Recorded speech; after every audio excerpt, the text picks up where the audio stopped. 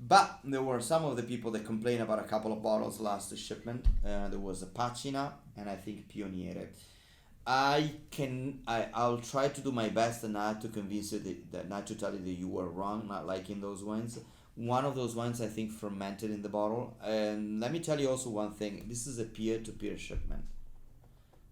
This is something you should understand. It means that we ship the wine without passing through the official Food and Drug Administration and distribution process.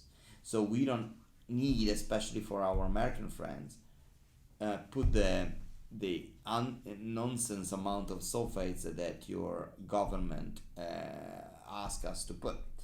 So it might happen that during the shipping, even if we ship only in the cool time, not in the summer, the fact that some of the ones that they don't have sulfites, there is a bit of a fermentation issue, which doesn't mean that the wine is going off.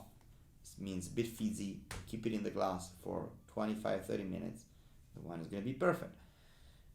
But I agree with the fact that Pacina was a bit extreme. I remember that we discussed with Lindsay, shall we put this wine that I love into the wine club because it's kind of a wild wine. And some of you said, I didn't like that wine. It was a bit too wild. It was strange and so or too earthy, whatever. When people say that a wine is too earthy, I don't understand. It's like saying I didn't like wine because it was too good. So earthy is a good thing. Earthy is the soul of the wine. We like wine because it's earthy.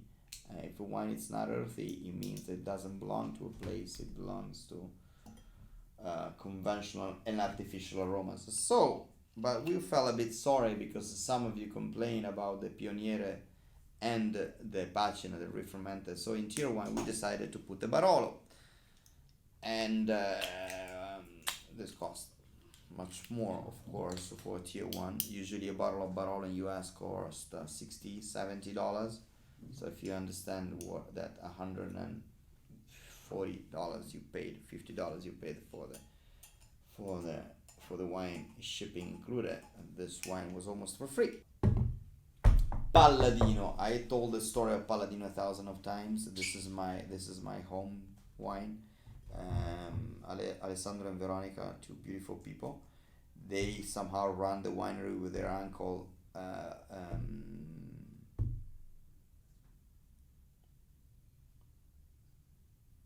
Maurilio. The uncle is called Maurilio. Maurilio is the quintessential guy from Langhe. We're talking about Barolo, of course. Most of you should know where Barolo is, but we're northwest of Italy, over here. Okay.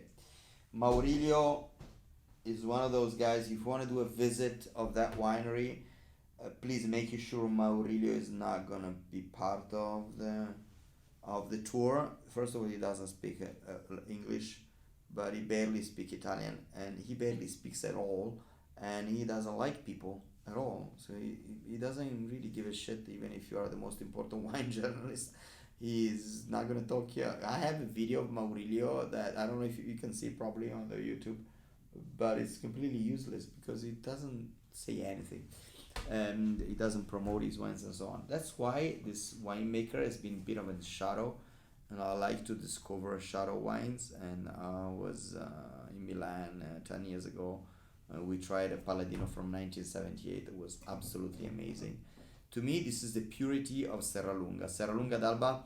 We used to play a game with the wine with our clients. We give a bottle of Serralunga from Palladino and say, I'm gonna give you a small jar of olive oil if you tell me which is the main fruit of this wine.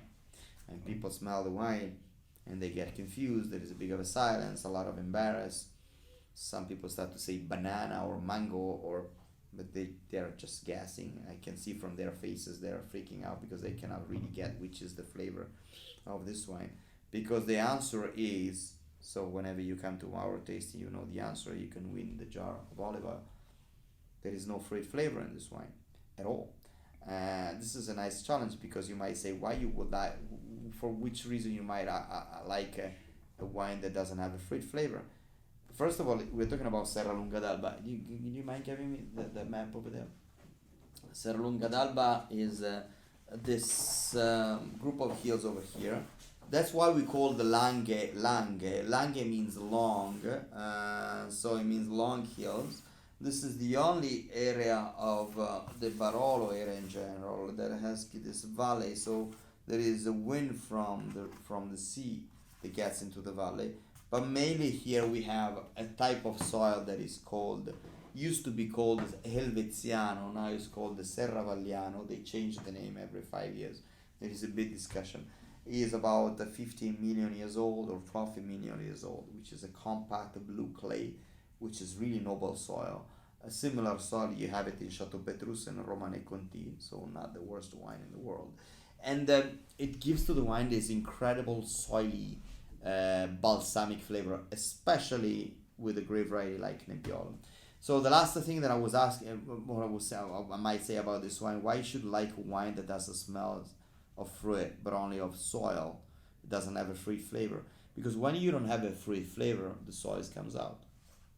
So every single 20, 30, 50, 60, 80 meters, you have a different type of wine. So the essence of wine tasting is a bit more released, which is getting differences between one wine and the other.